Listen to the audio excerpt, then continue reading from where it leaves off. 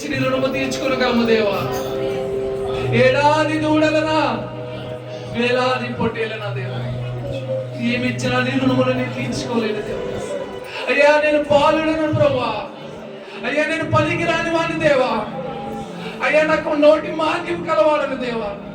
దేవుడు అంటున్నాడు, నువ్వు ఏ స్థితిలో ఉన్నా, నువ్వు ఎలాంటి వాడవైనా నీ పై రూపము చూసేవాడను కాను, నీ ఆత్మను లక్ష్య పెట్టువాడు. నువ్వు దేవుడి మందిరంలో వాడబడాలనే ఉద్దేశం నీకు కలిగి ఉండి ఎడలా ఆశ గల ప్రాణాన్ని దేవుడు తృప్తిపరచువాడే. ఈరోజు దేవుడు నిన్ను చూస్తున్నాడు, నీ యొక్క ఉనికి చూస్తున్నాడు, దేవుడు నీ ఆలోచన చూస్తున్నాడు, దేవుడు నీ కుటుంబంలో ఉన్న ప్రతి పరిస్థితిని చూస్తున్నాడు.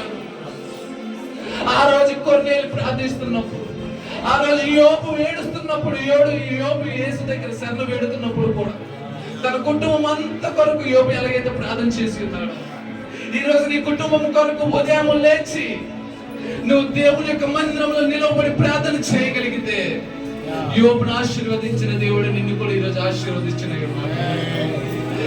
కాబట్టి మనస్ఫూర్తిగా మనందరము కూడా దేవునికి మన జీవితాన్ని అంకితం చేసి ఒక్క నిమిషం దేవుడికి మనస్ఫూర్తిగా ఆరాధిద్దాం.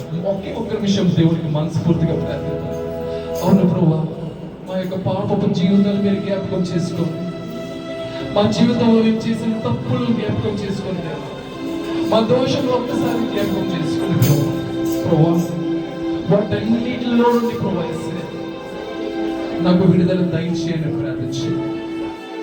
అప్పుల బాధలు కోరిపోయిన వారు ఉంటే, వ్యసనానికి అలవాటు పడిన వారు ఉంటే, లేకపోతే పాపపు జీవితాన్ని వదిలిపెట్టలేని వారు ఉంటే